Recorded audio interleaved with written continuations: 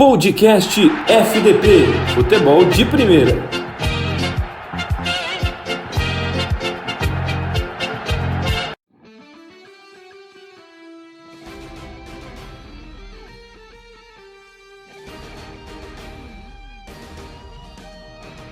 Oi Brasil, saudações! Mais uma vez estamos iniciando o Podcast FDP, futebol de primeira, agora na edição número 10, é o nosso 10º episódio.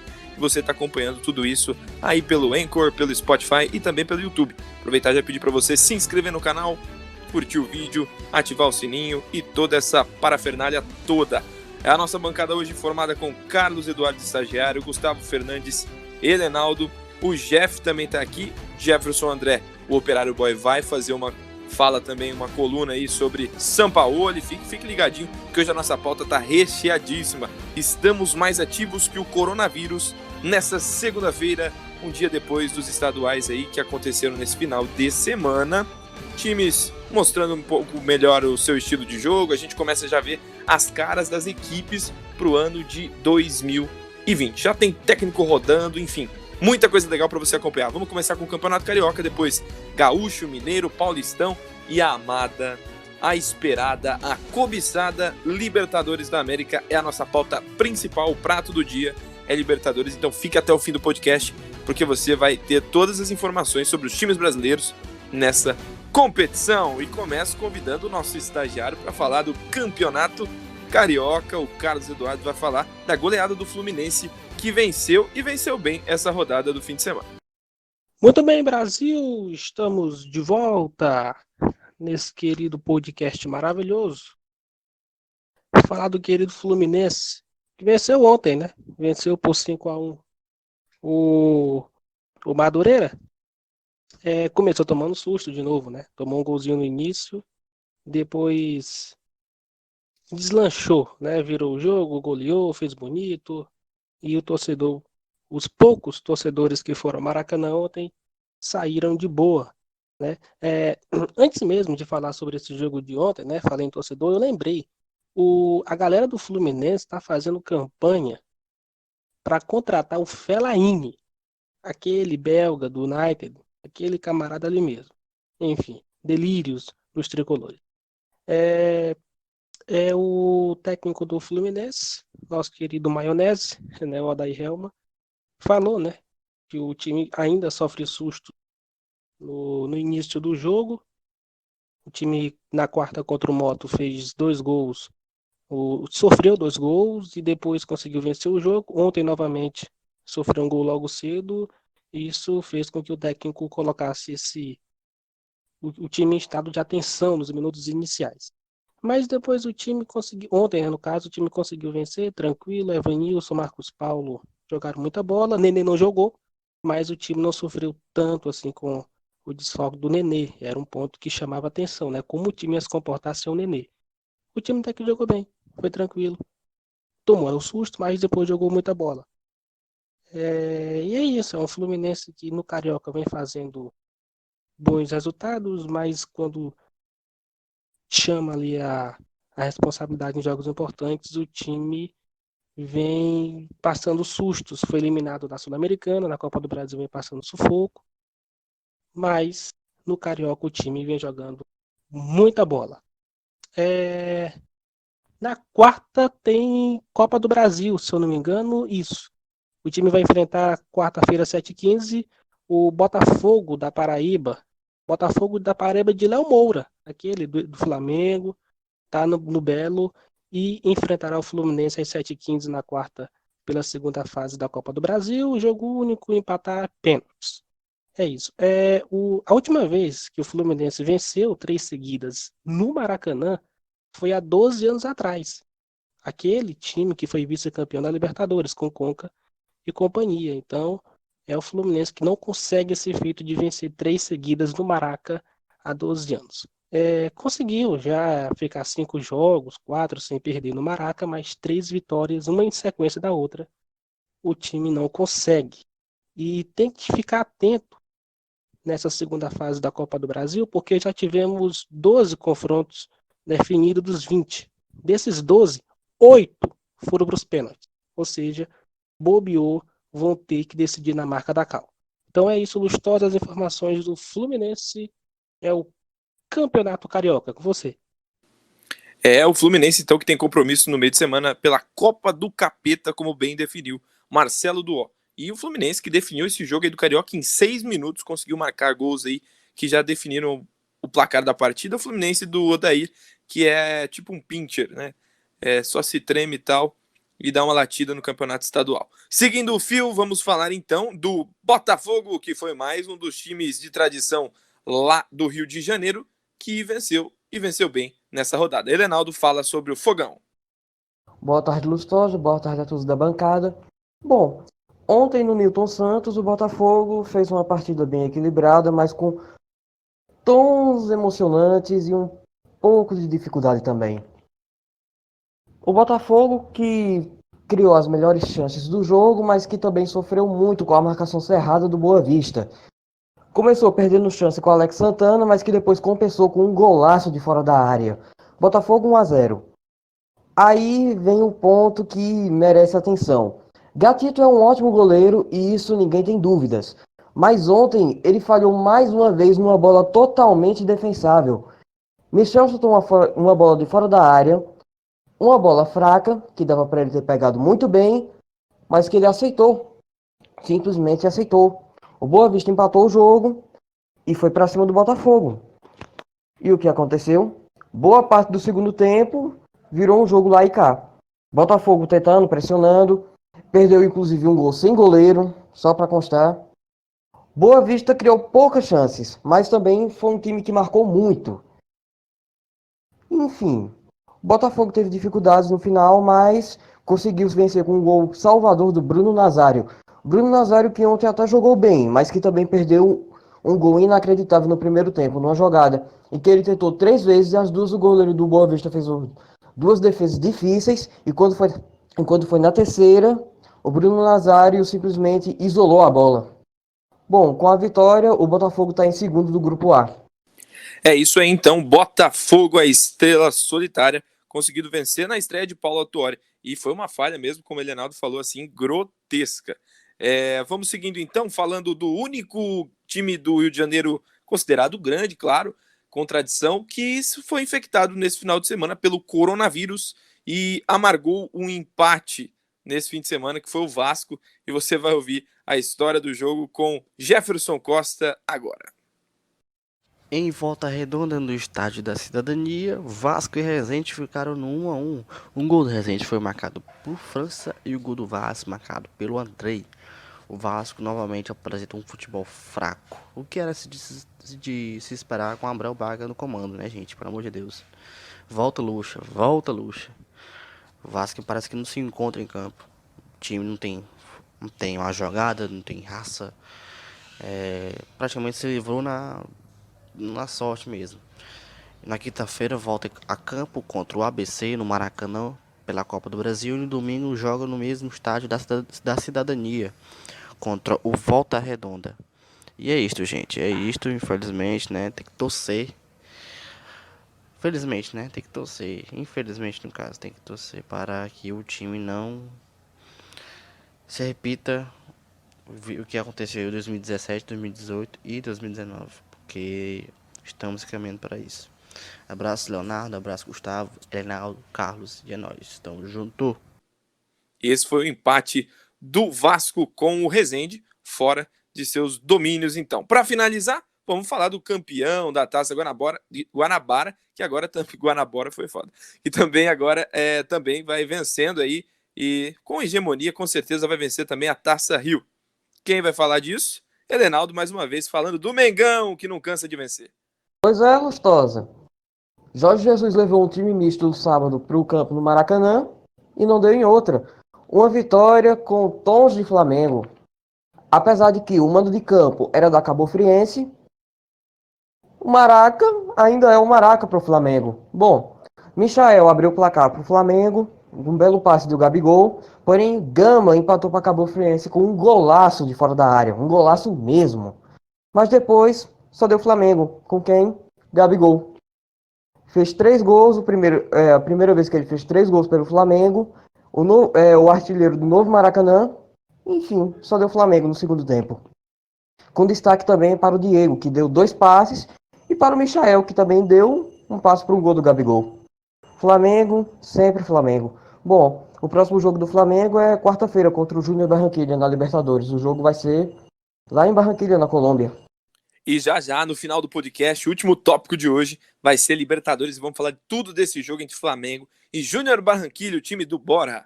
Do Borja. Borja também tem o Theo Gutierrez, se eu não me engano. Alguém confirma aí pra mim, se eu não me engano, esse é a dupla de ataque do Júnior Barranquilla. Só Isso mesmo.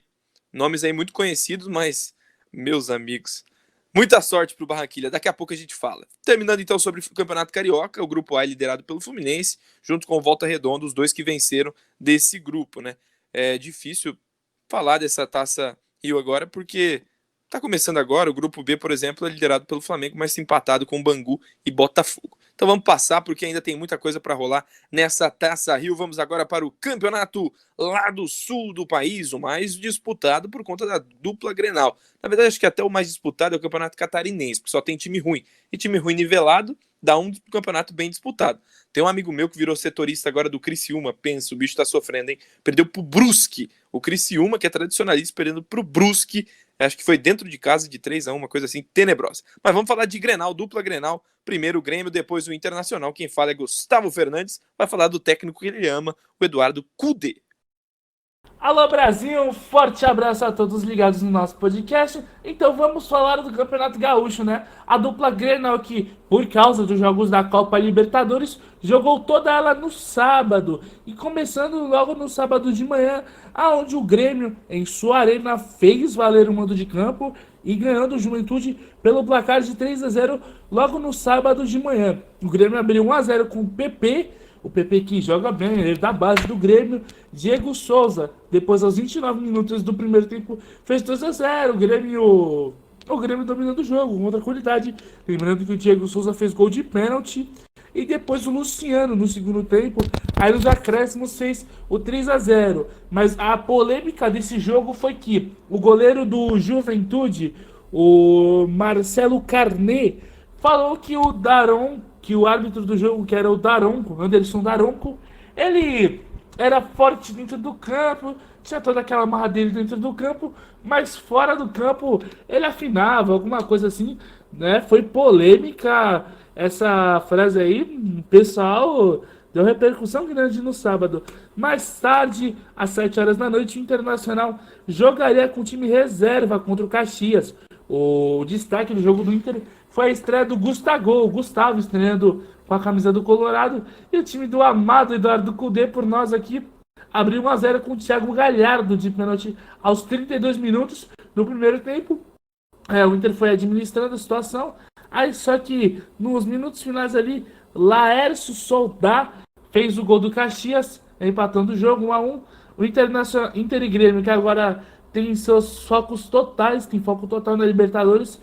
O Internacional da dupla Grenal joga primeiro às 7h15 da noite contra a Universidade Católica. E o Grêmio joga às 9h30 da noite no mesmo dia, terça-feira, contra o América de Cali. Mas isso é assunto para já, meu querido e amado Leonardo Lustosa. Oi, Nenê, vamos falar então, passando aí a classificação do Campeonato Gaúcho, que não vale de nada, porque é a primeira rodada do retorno. Então o Inter tá empatado no grupo A com Pelotas, teve time que nem jogou ainda. No grupo B o Grêmio é líder com o Brasil de Pelotas e também com o Esportivo, então não é muito interessante passar essa classificação por enquanto, mas fique ligado porque tá começando a segunda fase do Campeonato Gaúcho. Vamos falar então agora. Primeiro eu vou colocar aqui a bomba. Sampaoli é do Galo, todo mundo sabe. Então vamos falar de Campeonato Gaúcho e logo na sequência eu vou colocar o Jefferson André, nosso operário boy, isso mesmo. Campeonato Gaúcho? Perdão, Campeonato Mineiro, falei porque tá aberto aqui na minha pauta o Gauchão. Quem vai falar sobre isso daqui a pouco é o Carlos Eduardo, mas depois da sequência já vai entrar o Jefferson André diretamente de Ponta Grossa falando dessa contratação de Jorge Sampaoli. É com você, Carlos Eduardo. Muito bem, vamos de Campeonato Mineiro, grandioso Mineiro. E olha, os grandes de Minas Gerais vêm passando sufoco. Quem acha que Cruzeiro e Galo disputam as cabeças está muito enganado. Eles até disputam, mas estão disputando vaga na zona de classificação para a próxima fase. O Galo é quarto colocado, o Galo é quinto, e só os 4 primeiros passam para a próxima fase, ou seja, vive em dias de trevas. O Cruzeiro, rebaixado, tenta, né, ali se recompor financeiramente no seu elenco. E o Galo, que em uma semana praticamente acabou seu ano. Em uma semana o time destruiu seu ano, caindo na Sul-Americana e caindo para a Copa do Brasil, para o gigante. E aqui enfatizado o Afogados de Ingazeira, sempre te amaremos. O próximo sábado se enfrentam, né? Cruzeiro e Galo, às 7 da noite, mando de campo do Galo, e aí eles disputam aí para saber quem passa para a próxima fase.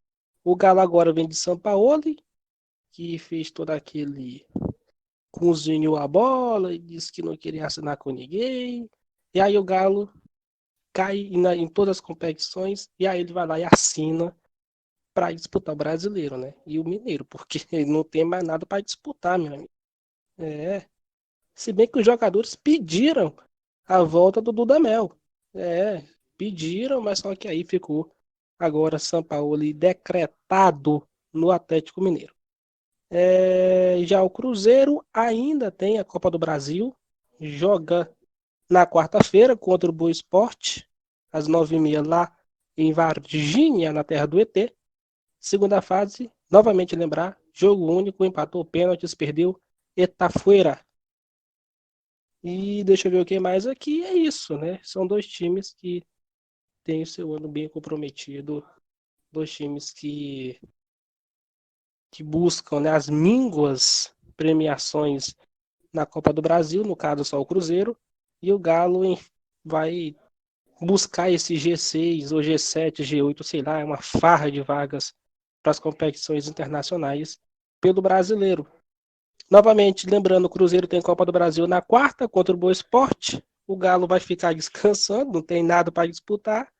Resta para o Atlético Mineiro manter, né, fazer novamente o planejamento com o bonde andando, se bem que o São Paulo pediu 5 reforços no Galo, o que eu acho bem difícil. Com você, Lustosa? É isso aí então, o Cruzeiro que venceu o Uberlândia nesse domingo por 2-1 e o Boa Esporte, oponente do Cruzeiro, como disse o Carlos, empatou com o Atlético Mineiro por 1-1. E agora o Jefferson André vai falar de Sampaoli no Galo. Ele voltou ao nosso Brasil varonil, senhoras e senhores. Jorge Sampaoli, depois de colocar a equipe do Santos como vice-campeão no Campeonato Brasileiro do ano passado, voltará a comandar uma equipe brazuca. Só que o argentino, que apreciava a praia, jogando seu futevôlei e tudo mais, dessa vez conhecerá uma nova cultura. Vai para Belo Horizonte apreciar um bom pão de queijo e comandar o Atlético Mineiro substituindo outro estrangeiro, o venezuelano o Rafael Dudamel. O aporte financeiro para que o argentino chegasse à porta dos mineiros veio através da construtora onde vai bancar os name rights do estádio e foi na bagatela de R$ 1.200.000. Mas calma, não é só para o argentino não. Ele dividirá a grana, a bagatela, os talquês, enfim, como você preferir, entre toda a sua comissão técnica.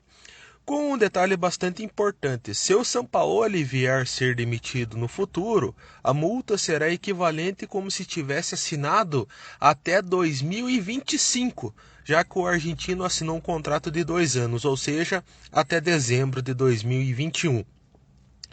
Mas o que chama bastante atenção, meus caros, é essa ideia que os mineiros querem bater de frente com o Flamengo somente com o Campeonato Brasileiro e com um pacote de contratações que ainda hão de vir e tudo mais um pouco de regalia que o Atlético vai oferecer ao argentino.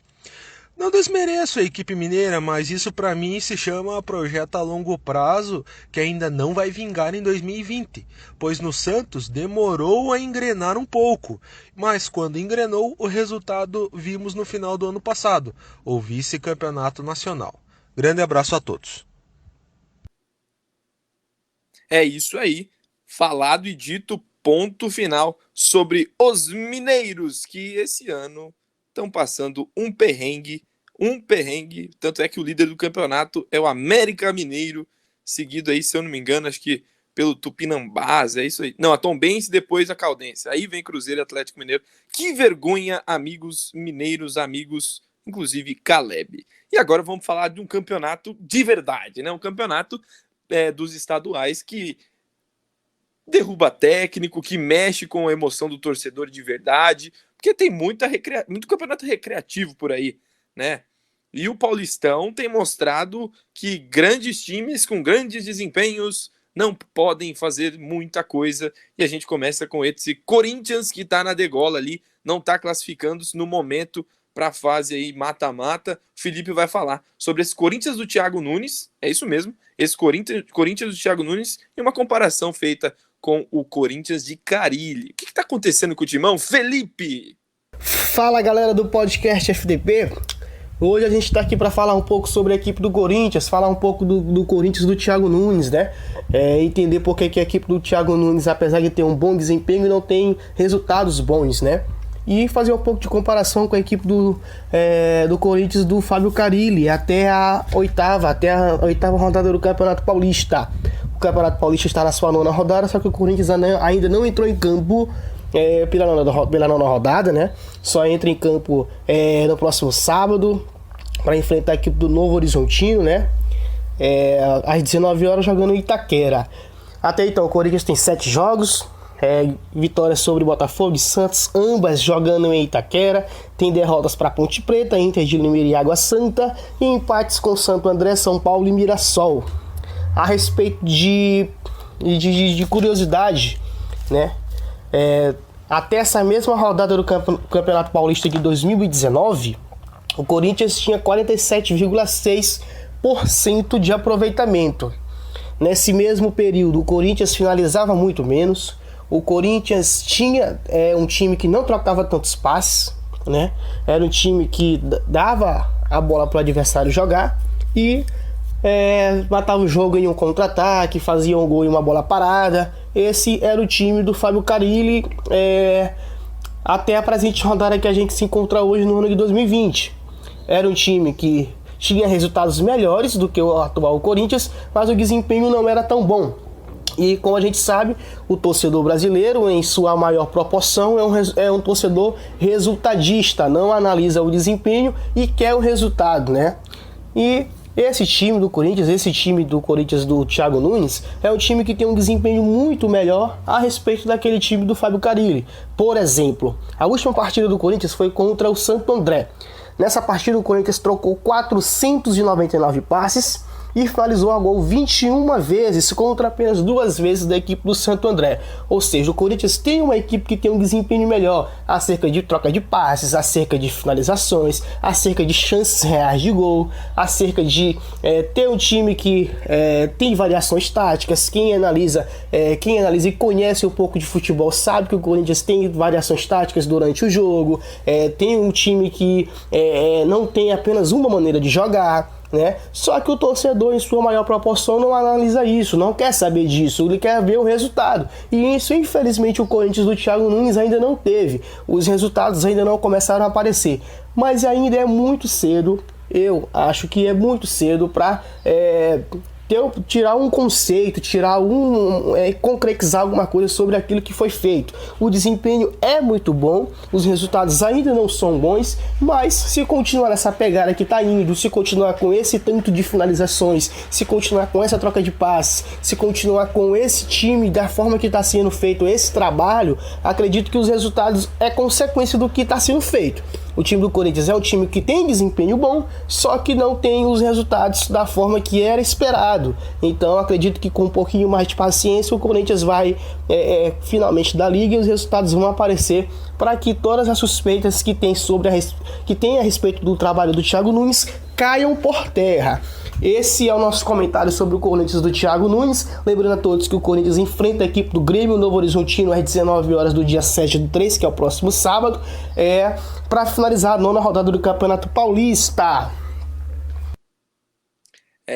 Você ouviu aí essa passada de pano monstra para Thiago Nunes, torcedor do Corinthians. Comente aí nas nossas redes sociais para ver o que você acha, se merece ser um pouquinho mais cobrado ou não o Thiago Nunes. E se você sente saudade, se é que tem como, dos últimos tempos do Carille no Corinthians? Ganhou títulos? Ganhou, mas não foi, no final, muito feliz. E para falar de time que ganhou, de time que tá empolgando o torcedor, teve até musiquinha aí, o Gustavo vai cantar daqui a pouco para nós, o Diniz tá ficando forte no São Paulo, Gustavo.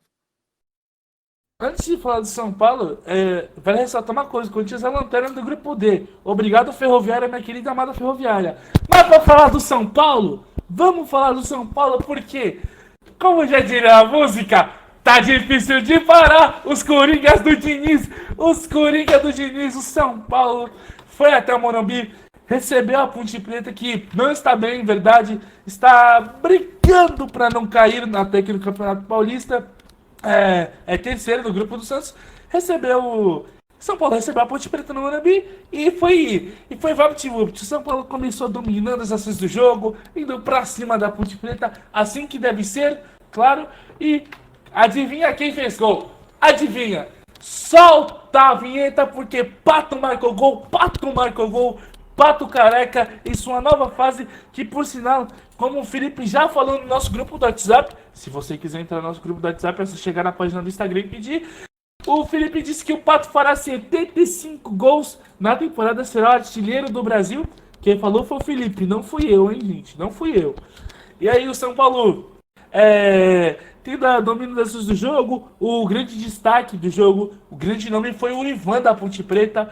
Goleiro Ivan da Ponte Preta, que é goleiro de seleção, goleiro da base, fez grandes defesas e que evitou até que a Ponte Preta saísse de lá goleada até. Só que aí, antes do final do primeiro tempo, o Quinquinaldo mirei e toma porra, um chutaço, sem dó, sem piedade, fez 2-0 São Paulo. Aí o São Paulo tentou, só que no segundo tempo a intensidade, né? O time acabou cansando devido a essa intensidade. O Diniz até deu bronca nos jogadores por causa de eles terem meio que cansado por causa dessa intensidade aí. Numa sorte ali, não dá nada, a Ponte Preta foi lá e fez gol com o Dawan fez o gol da Ponte Preta, assim ficando 2-1 para o São Paulo. E agora tem informações do São Paulo também, do São Paulo que pode contar com Antony e Juan Fran, que treinaram hoje e podem jogar o jogo contra o Binacional, e também a volta do João Rojas, que treinou já no campo, muito provavelmente que ele volte aos gramados nesse mês que se inicia agora, que é março, ou no mês que vem, que é abril, não se sabe ainda, mas o Rojas já está em fase final de tratamento de lesão, e como já diria a música maravilhosa, tá difícil de parar os Coringa do Diniz. É só alegria, São Paulo 15 pontos, líder do seu grupo, enquanto tem time aí que tá na lanterna do grupo. Repito de novo, obrigado minha querida e amada Ferroviária, tamo junto, é com você, Leonardo Lustosa. Oi, neném! Oi, neném! Uma informação aqui no ponto, a produção tá passando, que a Ferroviária é a lanterna do grupo por conta de cartão amarelo. Então o Corinthians está em terceiro, mas está empatado, tá a mesma bosta. Só não tá na frente, só não tá atrás da Ferroviária, porque a Ferroviária tomou mais amarelo e porque a arbitragem paulista passa pano pro Fagner e não dá amarelo para ele. Então, por conta de cartões, a Ferroviária ainda é a lanterna do grupo D. Vamos falar então agora de clássico. Tivemos clássico no sábado no Pacaembu, lotado, mentira, tinha metade do público esperado para ver Palmeiras e Santos e Palmeiras, na verdade, porque o mando era do Santos. O Pérez colocou o jogo lá no Pacaembu, porque aí queria trazer a torcida paulistana, não sei o que, ganhar mais dinheiro, não sei o que, não deu em nada, porque o Gesualdo estava com a corda no pescoço. E se tem um time que é bom em ressuscitar, time que está com a corda no pescoço, é o Palmeiras. Ninguém melhor que o Palmeiras para fazer um time voltar a ter fôlego na temporada. Já fez isso com o Corinthians e com outros times do Brasil, não seria diferente contra o Santos. O confronto no primeiro tempo foi do Santos, tranquilamente do Santos. O Santos foi dono do primeiro tempo da partida, teve as ações do jogo, posse de bola muito maior que do Palmeiras. O Palmeiras entrou com uma estratégia interessante para o jogo, mas as peças erradas. O Lucha pecou em deixar o William Bigode ali no primeiro tempo como opção titular, né? Podia ter entrado no segundo tempo, mas para um time reativo, na verdade, de transição como ele queria, seria melhor ou o Rony ou o Gabriel Veron. Até por isso, depois de muito pensar no intervalo, colocou os dois, Rony e Veron, para entrar no jogo, o que mudou a cara do jogo. O jogo ficou franco, ficou aberto, o Palmeiras teve oportunidades, Rony numa jogada individual, conseguiu um pênalti para o Palmeiras, o Bandeirinha deu um impedimento que não estava, o Palmeiras foi prejudicado nesse lance, se houvesse VAR, o pênalti teria sido dado, Rony aí fez uma estreia razoável pelo Palmeiras, essa jogada foi a que mais chamou atenção, Rony também fez um gol, mas estava impedido, aí sim, o Bandeira acertou. O lance que chamou a atenção do jogo, né, falando não de futebol, porque o jogo, para mim, foi justo o resultado. O primeiro tempo foi do Santos, o segundo tempo foi do Palmeiras. Os dois times tiveram oportunidades, apesar de que no primeiro tempo o Santos não atacou de maneira direta o gol do Everton. O Everton fez uma defesa apenas, uma falta do Sanches, muito bem batida, por sinal.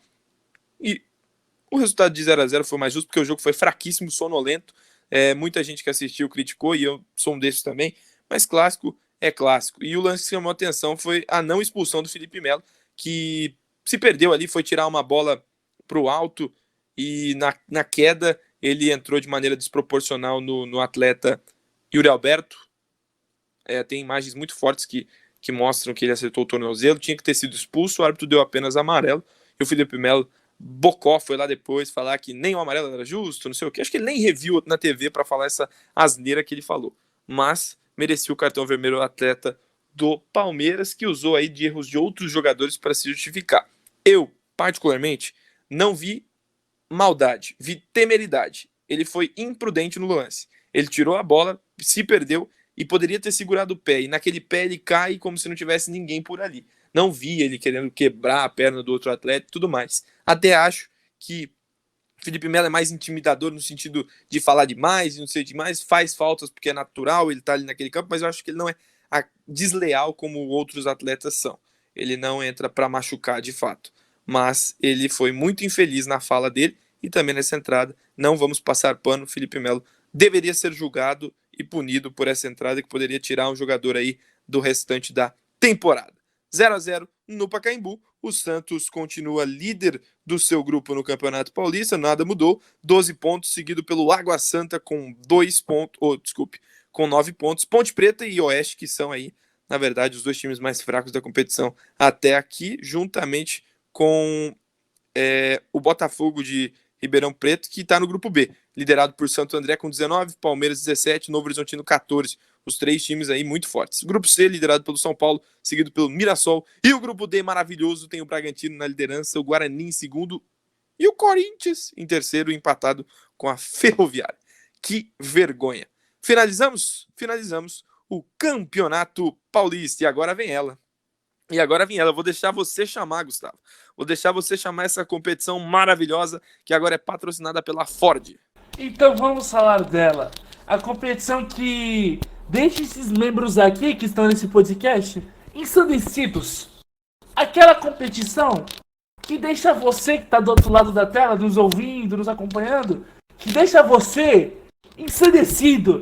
Que você acorda já querendo cantar a Copa Libertadores Obsessão. Tem que jogar. Tudo bem que a música é do rival, né? Mas a gente canta mesmo assim. Aquela competição que você trata como obsessão. Eu tenho que ganhar.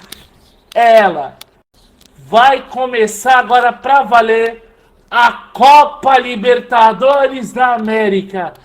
A Copa Libertadores, meu amigo. Começa pra valer.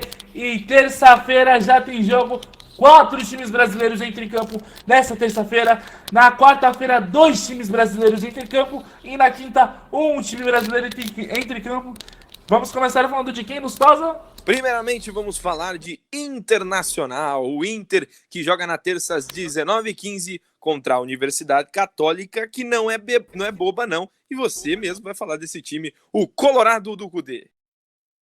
Exatamente, Lustosa, Colorado de Eduardo Cudê, que passou na pré-Libertadores contra a equipe do Tolima. E olha, esse time do Internacional que vai pegar o líder do campeonato chileno. Após 6 rodadas, a Universidade Católica empatou na última sexta-feira contra o União La Calera, fora de casa, no seu campeonato, primeiro tropeço da equipe da competição, e tem como técnico o Ariel Roland, ex-treinador do Independiente, que por sinal ganhou a Copa Sul-Americana em cima do Flamengo, naquele ano de 2017, no Maracanã. O estagiário Helenaldo se lembrou bem até como é que foi, e esse Internacional que vai muito embalado, que vai com Empolgação acima porque está no grupo do seu maior rival, que é o Grêmio. Teremos Grenal na segunda rodada do grupo. Presença de Beira-Rio lotado, ao que tudo indica, e vai pegar fogo. Esse Internacional está bastante empolgado para o jogo contra Los Cruzados. Lustosa. Uma pergunta, Gustavo. Sabe quem tá mais embalado que o Inter? Quem? Você na descida, brincadeira. Eu vou perguntar pro Carlos Eduardo primeiro se ele... Sacanagem. Desculpa. Carlos, estagiário. Te amo também. Você vê favoritismo para alguém nesse confronto? Primeira rodada, que é na casa do Internacional contra o atual campeão chileno, que você bem lembrou. Olha, na minha opinião, o Inter vence. Mas naquele 1-0, viu? Naquela marra. A Católica não é boba. Os atuais campeões chilenos. Toda aquela confusão no Chile, política, e até que teve que mudar a sede da final da Libertadores, mas a Católica é sim campeã. Não passou muito tempo de jejum, também foi campeã recentemente, voltou agora. São um time que dá certo trabalho quando joga em casa, né? Esteve no grupo do Flamengo em 2017, complicou o negócio, bagunçou tudo. Ano passado esteve no grupo do Grêmio, que também bagunçou tudo, ganhou do Grêmio lá no Chile, do Flamengo também em 2017, no Chile. No Chile jogam bem, fora do Chile, eles são tipo um The Strongest da vida, né? Na altitude jogam bem, fora não jogam nada. Sei que bem no Chile não tem altitude. Mas é um time que pode sim complicar as coisas, o Inter tem que entrar com máxima atenção, não só por ser Libertadores, que é a competição mais desejada, né? Mas não é um time bobo, não. Não é um time estrelado, mas também não é qualquer time de várzea por aí. Fechou então sobre o Internacional, que estreia nessa terça. Outro time que também joga nessa terça-feira é o Atlético Paranaense. Joga nessa terça, dia 3, às 21h30, contra o tradicional Peñarol, que é o adversário do Atlético Paranaense. O último jogo do Peñarol foi dia 23 de fevereiro, então a equipe tem treinado bastante para esse confronto. Foi uma derrota por 2-1 para o Defensor Sporting, não foi no seu mando de campo. Para a segunda rodada da abertura do Campeonato Uruguaio, o técnico é o Diego Furlan, todo mundo conhece a gente, inclusive ex-internacional, e o Peñarol apenas disputou 2 jogos nesse ano, oficiais. Na primeira rodada, venceu o Cerro, então o Atlético Paranaense, que a gente também não viu jogar muito esse ano, né? A gente viu na derrota para o Flamengo, em um ou outro amistoso, porque não joga de fato o Campeonato Paranaense. Aproveito para fazer um adendo. Os moleques do Atlético Paranaense botaram o Operário Boia na roda ontem, hein? O Operário que perdeu para o Atlético Paranaense por 3-1 na roda. Manda aí uma corneta para o Jefferson André lá de Ponta Grossa, que não é torcedor do Operário, não. Operário Ferroviário, é isso aí, Operário Ferroviário. Então o Atlético Paranaense nessa terça às 21h30 enfrenta o Peñarol.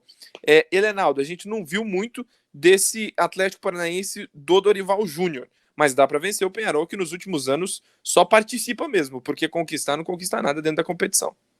Pois é, eu acredito em vitória do Atlético, apesar de que, no meu ponto de vista, vai ser um jogo equilibrado. E vai ser mesmo. É bom lembrar que o Peñarol no ano passado, quando estava no grupo do Flamengo, venceu o primeiro jogo aqui no Maracanã. Tá certo que era o Flamengo do Abel Braga, mas ainda assim não quer dizer que não deixe de ser um time com tradição na competição. Mas eu acredito em vitória do Atlético. É isso aí, então. Aí na Arena da Baixada, o Atlético Paranaense, muito forte, vai jogar nos seus domínios. Outro time, agora paulista, que joga na terça também às 19h15, mesmo horário de Inter e Universidade Católica, é o Peixe de Gesualdo, que vai sair de casa para enfrentar o time que o Gustavo conhece bem. Defesa e Justiça. É isso aí, às 19h15, e o Peixe que agora respira depois do empate no Clássico Paulista. E teremos o integrante do nosso time, né, que é o Futebol de Primeira, lá no estádio em loco acompanhando, que é o Henrique Paiva. Depois ele vai pôr um vídeo até lá no nosso Instagram, @Futebol de Primeira Oficial. Fala do jogo, Gustavo. Então bora falar do Peixão Santos, que vai estrear pela Libertadores. Vamos falar um pouquinho do Defesa e Justiça, né?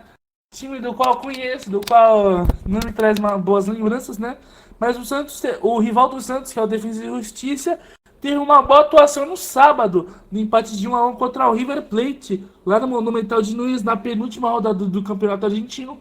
Lembrando que o calendário deles, do Campeonato Argentino, é diferente do nosso, termina no meio do ano praticamente, mas está terminando agora no início. E o técnico do Defensa e Justiça, Hernan Crespo, não poupou os titulares na partida. E o destaque do time foi a dupla de ataque formada por Pizzini e Lucero. A dupla de ataque do Defensa e Justiça. O Defensa e Justiça que disputa pela primeira vez em sua história a Copa Libertadores e a oitavo na classificação do Campeonato Argentino. Ou seja, a festa que vai ser amanhã no Estádio do Defensa e Justiça, recebendo logo o Santos que tem bastante tradição, é tricampeão da competição da Libertadores.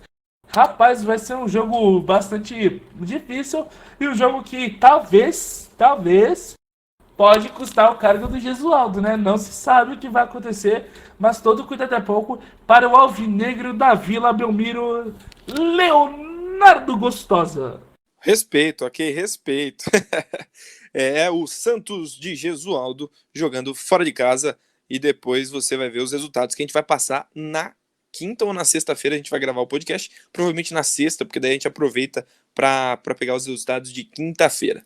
Ok? Combinado? Vamos falar então de mais um time brasileiro que vai jogar nessa semana, que joga também na terça, às 21h30 contra o América de Cali. É o Grêmio de Renato Gaúcho que venceu bem o Juventude no último fim de semana, né? Jogou bem, apesar do Daronco, fez uma grande atuação, Helenaldo. Pois é, né? O Grêmio que nas duas últimas edições foi semifinalista, dessa vez vai estrear contra o atual campeão colombiano, o América de Cali. Jogo que vai ser lá na Colômbia. Aliás, o Grêmio vai levar para esse jogo a força máxima. Porém, no jogo contra o Juventude, o Renato usou boa parte do time titular. E a dúvida é se o Thiago Neves vai entrar como titular nesse jogo de terça ou não. O Thiago que vem fazendo boas atuações no Grêmio nesses últimos jogos, mas que ainda não inspirou confiança mesmo na torcida. É isso aí então, a fala sobre o Grêmio nessa rodada, terça-feira, 21h30, diante do América de Cali. Vamos falar do Verdão então, Verdão que lançou hoje camisetas para a temporada 2020. Uma verde e uma branca, lindíssimas, você já pode adquirir aí e dá para mim, óbvio. Pode mandar aqui, eu vou passar o endereço para vocês. Presentei esse pobre homem que quer uma camisa do Palmeiras de 2020.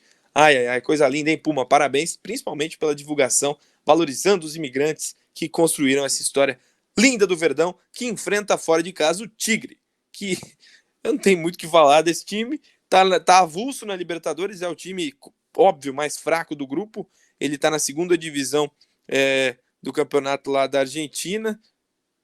Últimos jogos foi dia 28 contra o Ginásio Juí. Eu não sei nem o que é isso. E também perdeu para o All Boys dia 22 de fevereiro. Esse é o Tigre que enfrenta o Palmeiras amanhã. Eu ficarei muito surpreso se o Palmeiras perder ou não sair de lá com resultado agradável diante do Tigre. Que não tem tradição, não tem jogadores renomados, não tem nada para essa temporada. O Palmeiras, por sua vez, não sabe se vai utilizar Rony ou William Bigode como titulares para esse jogo de estreia da Libertadores. E na semana que vem tem FDP em loco lá em São Paulo, Allianz Parque, para Palmeiras e Guarani do Paraguai. Seguindo então da Libertadores, alguém vê o Palmeiras não titular contra o Tigre? Pode falar aí, pelo amor de Deus. Rapaz, acho que esse Palmeiras deve ir com força máxima, porque talvez poupa até alguns titulares, porque pelo amor de Deus, né? Se não é do Tigre, se bem que o Tigre podia passar de fase também, né? Tem que tirar uma maldição com eles, mas se bem que o Palmeiras tem totais condições de golear esse Tigre aí. E, rapaz, olha, tá tranquilo pro Palmeiras, né, gente? Tá tranquilo pro Palmeiras. O Palmeiras deve ganhar, golear. Esse time do Tigre é que tem adversários fortes como você citou. Rapaz, o Palmeiras deve ganhar com facilidade e é isso. O que me dá medo é isso. O Palmeiras tem uma mamata de grupo na mão e gosta de se complicar nessas situações. Falando então de mais um time atual campeão, é o time com mais moral da América do Sul, com certeza. Grandes atuações, grande elenco, e enfrentará nessa quarta-feira para todo o Brasil ver o Júnior Barranquilla, o time do Borja, Carlos Eduardo. Exatamente. Certeza que o Flamengo vai levar gol do Borja e do Theo Gutierrez, né, a dupla de ataque do Barranquilla, que joga no 4-4-2.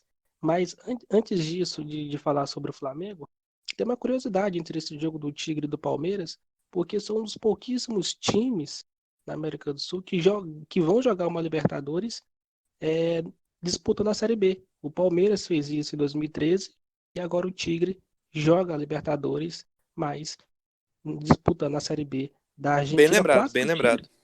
Tigre, e é quase que o Tigre não vai para a Libertadores, porque no finzinho do ano passado, a Conmebol fez uma regra que times que estão na Série B não disputem a Libertadores. A galera do Tigre ficou pavorosa, só que aí revogaram e bote Tigre na Libertadores. Enfim, falando sobre Barranquilla e Flamengo, o jogo será lá no Metropolitano de Barranquilla, na Colômbia, terra da Shakira, grandiosa Shakira, obrigado Colômbia. O Flamengo estreia na competição contra esse adversário que já até se enfrentaram naquela fatídica Sul-Americana em 2017. O Flamengo não contará com Arão suspenso e Rafinha, Rodrigo Caio, Bruno Henrique machucados. Não vai ser tranquilo, não. O Barranquilla é um time que vem surpreendendo nos últimos anos, foi semifinalista daquela Sul-Americana, depois perdeu a final do ano seguinte para o Atlético Paranaense e gosta, né, de estar aqui enfrentando times brasileiros. Ano passado esteve no grupo do Palmeiras, enfim, é um time bem conhecido aqui do Brasil, já que a gente assiste muito, né, quando ele enfrenta algum brazuca na competição. Destaque para esse Barranquilla de Borja, e sim, Borja é um destaque lá no seu time de coração, segundo ele, né, todo jogador diz isso. E Teófilo Gutierrez está lá na frente, a dupla de ataque com Borja. O Flamengo tem um retrospecto bem fraquinho em estreia de Libertadores. É a 16ª participação do clube, são 2 títulos, 81 e 2019. O Flamengo tem 4 vitórias, 7 empates e 4 derrotas. Somando tudo isso, dá 42% de aproveitamento em estreias na competição. Ano passado o time estreou vencendo o San José e esse ano joga na Colômbia, um grupo bem enjoado, um grupo com o clássico equatoriano entre Barcelona e Del Valle. Já falando sobre esses 2 equatorianos, o Barranquilla venceu na sexta-feira, na rodada do Campeonato Colombiano, 3-2 em cima do Jaguares. Borja marcou. O Barcelona de Guayaquil empatou com a LDU de Porto Viejo em 1-1. E o Del Valle perdeu para o Deportivo Olmedo por 2-1. Os times que compõem o grupo do Flamengo, que vai desfalcado, mas vai cheio de moral. Vamos ver o que será desse Flamengo de Jorge Jesus lá em Barranquilla, Leonardo. Isso aí então, lá em Barranquilla, enfrentando o Júnior.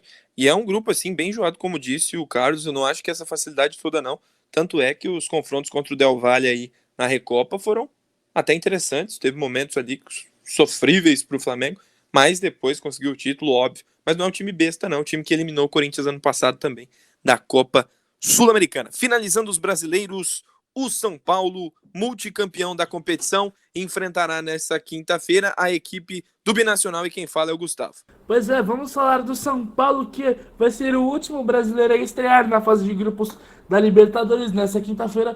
Lembrando uma coisa, Los Taus, o jogo é com transmissão do Facebook da Libertadores, ou seja, se você quiser ver esse jogo, veja lá no Facebook. Vamos falar primeiro do Binacional, que é o estreante da Libertadores, né? É a principal surpresa do torneio desse ano, o Binacional, que foi fundado em 2010 e é atual campeão peruano. E eles empataram neste domingo com o Carlos Stein. Não é o time do Carlos Estagiário que está aqui com a gente. Repita. O nome do time que empatou com o Binacional por 1-1 é o Carlos Stein. O time da Escola Municipal Binacional, que faz sua primeira aparição na Libertadores, fundada em 2010. York Mantelo fez o gol que garantiu o empate do Binacional. York Mantelo. É um nome difícil aqui, né? Fez o gol do Binacional e eles estão em terceiro lugar na classificação com 10 pontos. Tem esse grupo do São Paulo, que é um grupo bastante chato, né? Que tem, além da Escola Municipal de Binacional, também tem a Liga Deportiva de Quito, que é a LDU, a famosa LDU que todos conhecem, e o River Plate. Quase falei Fluminense aqui, porque é LDU e Fluminense, né? Mas é o River Plate no grupo do São Paulo, um grupo bastante complicado para o Tricolor, um grupo muito chato para o São Paulo, aliás. É fundamental o São Paulo, pelo menos, pontuar agora já nesses jogos. Então, olha aí nesse time do Diniz, que tá difícil de parar os Coringa do Diniz. Então vamos ver o que dá. Eu já estou tenso para quinta-feira. Meu grandíssimo amigo Canhão de Maringá, Leonardo Lustosa. Torcedores, calma. O São Paulino tá empolgadaço com as últimas atuações do Tricolor. Então vou passar para vocês os jogos da Libertadores, repassando para você. Amanhã, terça-feira, Inter e Católica 7h15, Defensa e Justiça e Santos 7h15, às 9h30 tem Independente Medellín e Libertad, Atlético Paranaense e Peñarol, América de Cali, Grêmio, Caracas e Boca, só jogão. Esses são os jogos da terça-feira. Na quarta começa às 19h15 com Tigre e Palmeiras, Barcelona e Independente Del Valle, clássico. Tem também às 19h15 Jorge Wilstermann e Colo-Colo, os dois outros times do grupo do Atlético Paranaense, além de 21h30 ter Júnior Barranquilla e Flamengo, LDU e River Plate, outro jogão, e Guarani e Bolívar, além de Delfim e Olímpia. Na quinta-feira começa às 19h os jogos da Libertadores com Estudiantes de Mérida, ou Mérida, não sei nem o que é isso, contra o Racing, Binacional e São Paulo às 21h e Alianza Lima e Nacional do Uruguai às 23h. São os jogos da Libertadores.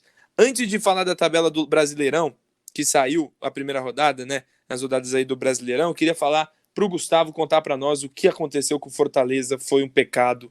O Fortaleza diante do Independente.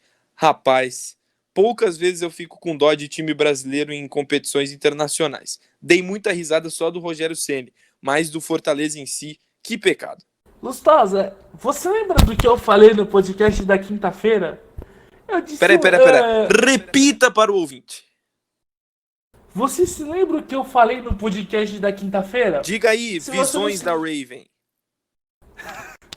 Se você não se lembra, eu vou falar. Este que vos fala disse aqui: Fortaleza deveria tomar cuidado, porque se abrisse o 2-0, podia tomar cuidado, porque depois que abrisse o 2-0, qualquer perigo ali que acontecesse, um gol do Independiente desclassificaria o Fortaleza na Sul-Americana. E foi aí que, não é que aconteceu exatamente como eu falei aqui no podcast. Fortaleza fez 2-0 até os 47 minutos do segundo tempo, quando o Bustos fez o gol do Independiente, levando a torcida do Fortaleza às lágrimas. E este que vos fala um pouco triste também sobre o Fortaleza, né? Até porque eu tenho uma admiração total pelo Fortaleza, até nem preciso falar o porquê, né? Por causa do Rogério Ceni. Falando em Fortaleza, eu fiz um texto sobre isso. Veja lá na nossa página do Instagram do Futebol de Primeira. Fiz um texto falando um pouco sobre isso, tá? Se você quiser ver lá, segue a nossa página. Também dê like nos outros textos. E rapaz, acho que foi o primeiro time brasileiro que eu fiquei tão triste na minha vida com uma eliminação que não é o meu, hein? Rapaz, a coisa foi doida lá pro Fortaleza Lustosa. É isso aí, o futebol do Fortaleza, que é muito interessante de se ver, mas caiu pro tradicionalíssimo Independente da Argentina, o Rei de Copas. Vamos passar então os jogos da primeira rodada do Campeonato Brasileiro para finalizar o nosso podcast, que vai começar aí com o campeão da parada toda na temporada 2019, que foi o Flamengo, enfrentando o Galo de Sampaoli. Um primeiro jogo daqueles, hein? O time vai ter tempo para treinar, vai ser legal de ver. O Botafogo enfrenta o Bahia, o Palmeiras recebe o Vasco, Santos recebe o Red Bull Bragantino, Braga Bull, o Corinthians recebe na Arena Corinthians o Atlético Goianiense, o Grêmio enfrenta o Fluminense, o Odair Helma aí revendo o seu pesadelo de sempre, que é o Grêmio.